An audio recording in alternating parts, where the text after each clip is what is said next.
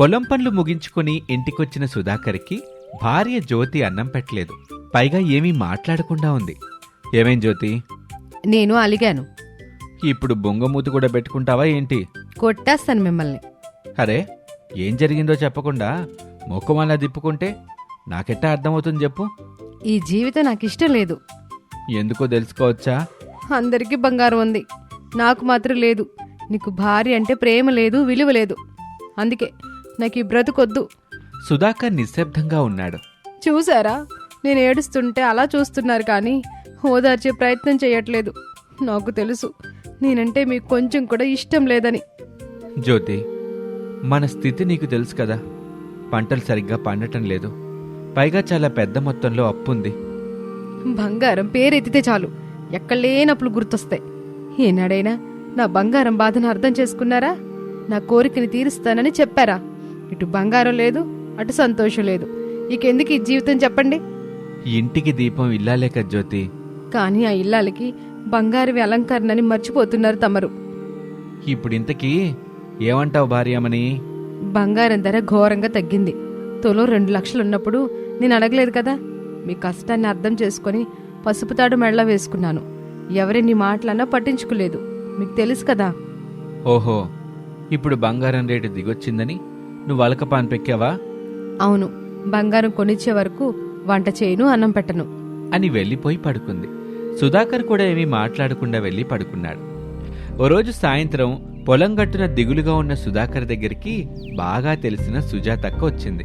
ఏమైంది తమ్ముడు, 2-3 రోజుల నుంచి చూస్తున్నాను. ఏదో పోగొట్టుకున్న వాళ్ళలాగా అలా దిగులుగా ఉంటున్నావు. ఏం జరిగింది? బంగారం దిగొచ్చింది. భార్యాభర్తల మధ్య చిచ్చు పెట్టిందక్క. ఆ రోజు నుంచి జ్యోతి వంట సరిగ్గా చేయటంలా, నాతో ప్రేమగా మాట్లాడటం లేదు. పొలానికి రావటము పూర్తిగా మానేసింది. మరి నువ్వు కూడా మరదల బాధని అర్థం చేసుకోవాలి కదా తమ్ముడు. నువ్వు కూడా అలాగే మాట్లాడతావేంటక్క? బంగారం ధరిట్ట తగ్గగానే అట్ట కొనొచ్చని నేనేమైనా డబ్బుల్ని సిద్ధంగా పెట్టుకున్నానా? లేదుగా. ఇప్పటికిప్పుడు బంగారం కావాలంట. ఏం చెయ్యాలి?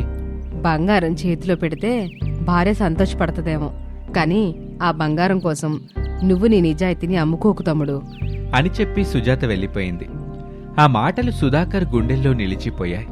చీకటి పడిన తరువాత సుధాకర్ ఇంటికొచ్చాడు. జ్యోతి నోరు విప్పింది.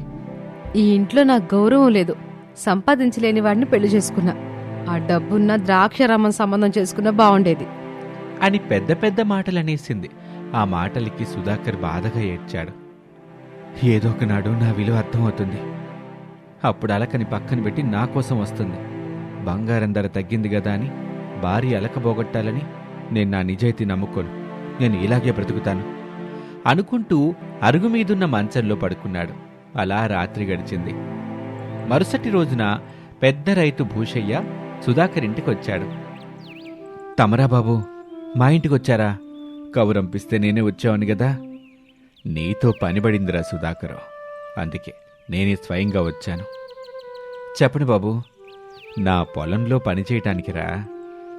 నువ్వొస్తే రోజుకి కూలీ ఎక్కువ ఇస్తాను నీకు అని చెప్పగానే జ్యోతి సంతోషపడింది. సుధాకర్ వైపు చూసింది.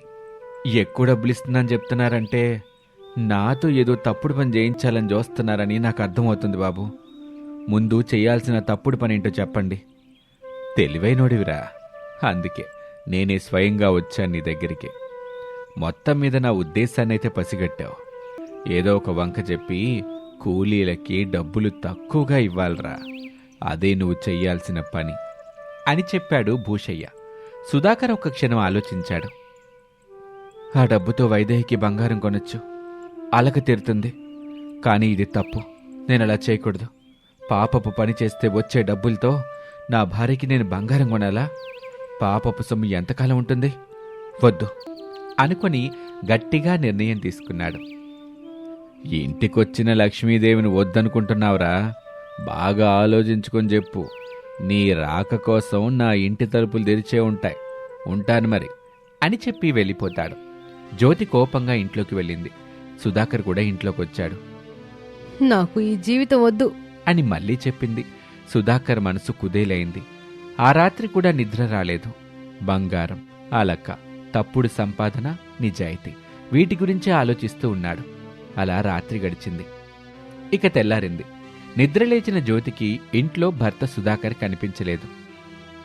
పొద్దున్నే లేచి పొలానికి పోవడం, రాత్రికి ఇంటికొచ్చి పడుకోవడం, ఈ రెండు తప్ప ఇంకేం చేస్తాడులే ఈ మనిషి అనుకొని తనకు మాత్రమే సరిపడేలా వంట చేసుకుని తినింది. చీకటి పడ్డాక సుధాకర్ చిన్న సంచి పట్టుకుని ఇంటికొచ్చాడు. ఏంటండి ఇది? అని చాలా ఆశగా సంతోషంగా అడిగింది జ్యోతి. సుధాకర్ సంచి తెరిచి చూపించాడు.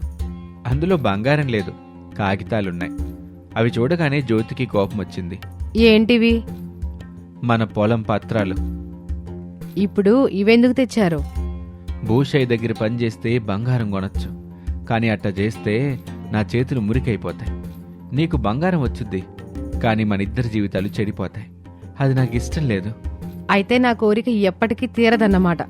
తీరుతుంది జ్యోతి, నాకు కాస్త సమయం ఇవ్వు. నిజాయితీతో సంపాదించిన బంగారం మాత్రమే నేను నీ మెల్లో వెయ్యాలనుకుంటున్నాను. అంటే శ్యామల భర్త నిజాయితీగా సంపాదించడం లేదా?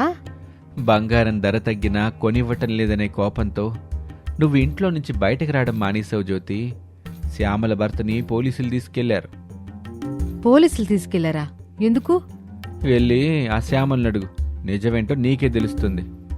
జ్యోతి వెంటనే బయలుదేరి ఏడుస్తున్న శ్యామల దగ్గరికి వచ్చింది. ఏమైంది శ్యామల? నేను విన్నది నిజమేనా? నిజమే జ్యోతి, ఆయన జైల్లో ఉన్నారు. ఇదంతా నా వల్లే జరిగింది. నీ వల్ల జరగడం ఏమిటే? నాకేం అర్థం కావట్లేదు. ఆయన నిజాయితీగా జాబ్ చేసుకుంటూ నన్ను సంతోషంగా చూసుకునేవాడు.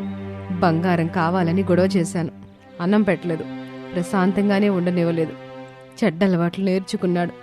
తప్పుడు పనులు చేసి డబ్బులు సంపాదించి నాకు బంగారం కొన్నాడు.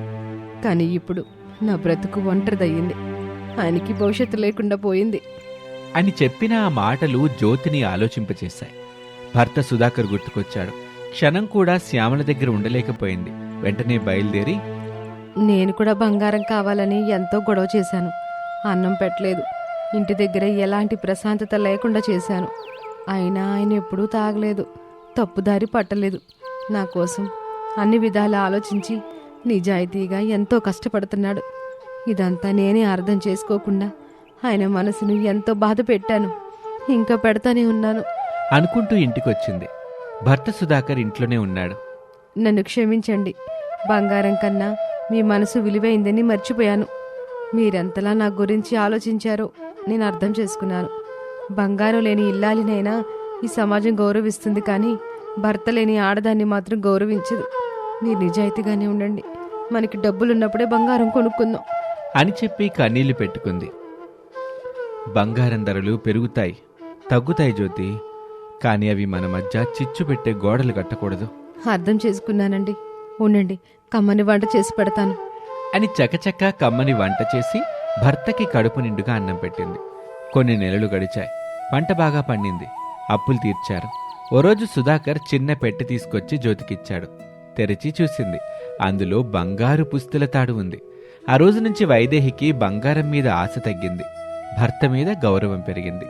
బంగారం అలకని తీరుస్తుంది, కానీ నిజాయితీ, ప్రేమని జీవితాన్ని నిలబెడతాయి. ఇద్దరూ సంతోషంగా కాపురం చేసుకుంటూ జీవించసాగారు. అడవి మల్లె అనే ఒక చిన్న పల్లెటూరికి పట్నం నుంచి కొత్తగా పాఠశాల ఉపాధ్యాయుడు వచ్చారు.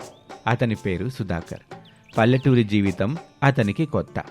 మొదటి రోజు పాఠశాల పనులు ముగించుకొని సాయంత్రం గ్రామంలో అటెండర్ గోపయ్యతో తిరుగుతూ ఉండగా కమ్మని వంట వాసన అతని ముక్కుకు తగిలింది. ఉన్నపలంగా ఆగిపోయి ఆ వాసనని ఆస్వాదించాడు. ఆహా, ఈ కమ్మని వంట వాసన ఎక్కడి నుంచి వస్తుంది గోపయ్య అని అడిగాడు సుధాకర్.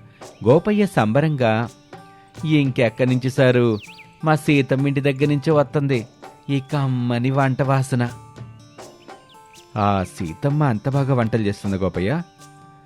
తమరు ఊరికి కొత్త కదండి, సీతమ్మ గారి వంటల గురించి తెలీదు. 60 ఏళ్ళుంటాయి, అయినా అన్ని రకాల వంటల్ని ఆవలేలుగా చేసేస్తుంది. అసలు వంటలకి పెట్టిన పేరంటే నమ్మండి సారు. నువ్వు చెప్తుంటే ఖచ్చితంగా ఈ పెద్దావిడి చేతి వంట తినాలనిపిస్తుంది గోపయ్య. తప్పకుండా సార్, మిమ్మల్ని ఆ ముసలి ఇంటికి తీసుకెళ్తాను, పదండి. ఇద్దరూ ముందుకు నడుస్తూ ఉంటారు. సారు, సీతమ్మ మా ఊరి ముసలవ్వని చెప్పడం కాదు, కానీ వంటలు చేస్తుంది సారు, బ్రహ్మాండంగా చేస్తుంది. దేవుళ్ళ దగ్గర అమృతం ఉందో లేదో తెలియదు గాని ఆ ముసలవ్వ చేతిలో మాత్రం మంచి అభిరుచి ఉంది సారు. గోపయ్య, నువ్వు ఈ పెద్దావిడ గురించి చెప్తుంటే నాకు మా అమ్మ గుర్తుకొస్తుంది. సారు, ఈ ఊళ్ళో ఏ వేడుక జరిగినా ఏ పండగొచ్చినా సీతమ్మ వంటలు ఖచ్చితంగా ఉండాల్సిందే. ముసలవ్వ వంటల మీద ఈ ఊరాళ్ళకి ఎంత నమ్మకం అంటే జ్వరం వచ్చినా, జలుబు చేసినా, దగ్గొచ్చినా డాక్టర్ దగ్గరికి వెళ్ళరు, ఈ ముసలవ్వ దగ్గరికే వస్తారు. గోపయ్య, నువ్వు ఆ పెద్దావిడ గురించి ఇలా చెప్తూ ఉంటావా? తీసుకెళ్లేదేమైనా ఉందా? వచ్చేసాం సారు అని చిన్న మట్టింటికి తీసుకువెళ్ళాడు సుధాకర్ని. పేరుకి అది మట్టిల్లు, కానీ ఆ ఇంటి చుట్టుపక్కల కూరగాయల మొక్కలు, పూలతోట ఉన్నాయి. ఇంటికొచ్చిన వాళ్ళ వైపు చూసింది. ఎరా గోపయ్య, ఈ అబ్బాయి ఎవరు? ఏ పని మీద వచ్చాడు? అవ్వా, ఈయన గారు మన బడికి కొత్తగా వచ్చిన సారు. నీ వంటల వాసనకి మురిసిపోయి తినడానికని వచ్చాడు. చాలా సంతోషం బాబు, అట్ట కూర్చో. అవ్వా, మంచి వాసన వస్తుంది. ఏం వండుతున్నారు? పులిహోర, గారెలు బాబు. గ్రామంలో పండగ ఉంది కదా, అందుకనే చేశాను. పండగంటే అందరికీ ఇస్తారా? అయ్యో, మా పల్లెటూళ్ళలో పండగంటే అందరం కలిసి తినడమే బాబు అని సుధాకర్కి ఒక అరటి ఆకులో పులిహోర, గారెలు పెట్టి ఇచ్చింది. సుధాకర్ మొదటి ముద్ద తిన్న వెంటనే ఆశ్చర్యపోయాడు. అవ్వా, ఇంత రుచిగా నా చిన్నప్పుడు ఎప్పుడూ తిన్నాను, మళ్ళీ ఇప్పుడు తింటున్నాను అని చెప్పగానే సీతమ్మ మురిసిపోయింది. సుధాకర్ పులిహోర, గారెలు తింటూ ఉండగా జయమ్మ అనే ఇల్లాలొచ్చింది. బాగున్నావా జయమ్మ? బాగున్నాను పెద్దవ్వా. అయితే నేను విన్నది నిజమేనన్నమాట. నిజమే పెద్దవ్వా, ఇప్పుడు నేను వచ్చింది కూడా ఆ విషయం గురించి మాట్లాడడానికి. మరి సీమంతం ఎప్పుడు అనుకుంటున్నారు జయమ్మ? ఈ ఆదివారం నాడు పెద్దవ్వా. వంటలు మొత్తం నువ్వే చెయ్యాలి, మర్చిపోకూడదు. మళ్ళీ నాకు చెప్పలేదని మాత్రం చెప్పకో, సరేనా పెద్దవ్వా? సరేలేవే, అందరూ నాకు కావలసిన వాళ్ళే. రానని చెప్పి ఏ ఒక్కరినే నేను బాధ పెట్టలేను. నీ మనసు మేలిమి బంగారమే అవ్వ. ఇంకా చాలామందికి చెప్పాలి నేను ఇలా పని మీద ఉంటాను, కానీ నువ్వు మాత్రం ఈ ఆదివారం ప్రొద్దుటే మన ఇంటికి వచ్చేసేయి, సరేనా? చెప్పాను కదా, విసిగించుకోండి ఇల్లు అని సీతమ్మ చెప్పగానే జయమ్మ నవ్వుకుంటూ వెళ్ళిపోయింది. అలా రోజులు గడుస్తున్నాయి. కొద్ది కాలంలోనే సుధాకర్కి గ్రామ జీవితం బాగా నచ్చింది. అతను ప్రతి వారం సీతమ్మ దగ్గరికి వచ్చి ఆమె వంటలు తినేవాడు. బాబు సుధాకర్, ఎప్పుడు మీ అమ్మ గురించి గొప్పగా చెబుతా ఉంటావు. ఇంతవరకు ఎందుకు తీసుకురావడం లేదు? ఒకసారి తీసుకురా, నాకు కూడా చూడాలనుంది. అమ్మ ఇప్పుడు లేదవ్వా, నా చిన్నప్పుడే చనిపోయింది. నాన్న కూడా ఈ మధ్య కాలం చేశారు. అప్పుడే నాకు ఇక్కడికి టీచర్గా పోస్టింగ్ వచ్చింది. ఇప్పుడు నేను ఏకాకిని అని చెప్పగానే సీతమ్మకి సుధాకర్ మీద జాలి కలిగింది. ఇంకెప్పుడు ఏకాకి నేను అనవాకు బాబు, నీకు మేమంతా ఉన్నాం. నువ్వు ఒప్పుకుంటే నీకు మా ఊరు అమ్మాయితోటే పెళ్లి చేస్తాం. అప్పుడు నీకు అందరం బంధువులు అవుతాం, ఏమంటావు? అని సీతమ్మ చెప్పగానే సుధాకర్ సిగ్గుపడతాడు. అప్పుడే పెళ్లి కాని వైదేహి పాలు తీసుకుని సీతమ్మ దగ్గరికి వచ్చింది. సుధాకర్ వైదేహిని చూశాడు. వైదేహి కూడా సుధాకర్ని చూసింది. వాళ్ళ చూపులని సీతమ్మ గమనించింది. సుధాకర్ బాబు, నేను చెప్పాను కదా అమ్మాయి గురించి. ఈ అమ్మాయి పేరు వైదేహి. పని మంత్రాలనుకో, అన్ని పనులు చక్కచక్కా చేసేసుద్ది అని చెప్పగానే సుధాకర్ మరోసారి వైదేహి వైపు చూశాడు.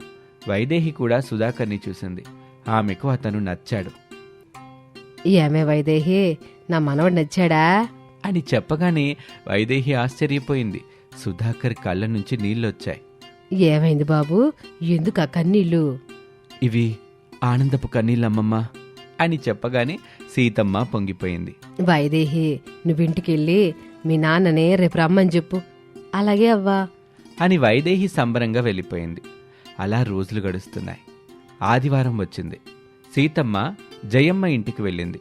ఆ రోజున జయమ్మ ఇంట్లో సీమంతం ఉంది. రా పెద్దవ్వా, సీమంతం వంటలేమిటో చెప్పు. వాడికి ఏం కావాలో చెప్తే వాటిని తీసుకొచ్చేస్తాం. నువ్వు వంటలు చేసుకోవచ్చిక. సీతమ్మ వంటల పేర్లు, కావాల్సిన పదార్థాలు చెప్పింది. జయమ్మ భర్త వెళ్ళాడు. జయమ్మ సీతమ్మ మాట్లాడుకుంటూ ఉంటారు. ఓ గంట తర్వాత జయమ్మ భర్త అన్ని పదార్థాలు తీసుకొచ్చాడు. ఇక సీతమ్మ వంటలు చేయటం మొదలుపెట్టింది. గ్రామంలో సీతమ్మ వంటలు మరింత ప్రసిద్ధి పొందాయి. పక్క గ్రామాల వాళ్ళు కూడా వచ్చి ఆమె వంటలు తినేవారు. అయినా ఆమె మాత్రం అదే సాదాసీదా జీవితం గడిపేది. ఆమెకు పేరు, డబ్బు అంత ముఖ్యం కాదు.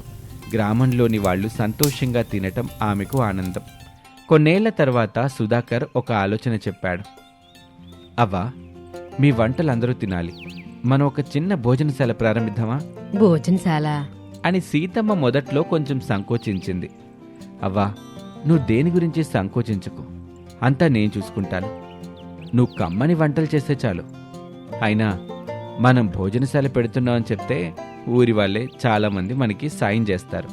ఒప్పుకోవ్వా, మనం భోజనశాల పెడదాం కదా. సీతమ్మ ఒప్పుకుంది. గ్రామంలోని వాళ్ళందరూ సహాయం చేశారు. చివరికి పల్లెటూరి ముసలవ్వ వంటలు అనే చిన్న భోజనశాల ప్రారంభమైంది. ఆ భోజనశాలకు దూర దూరాల నుంచి ప్రజలొచ్చేవారు.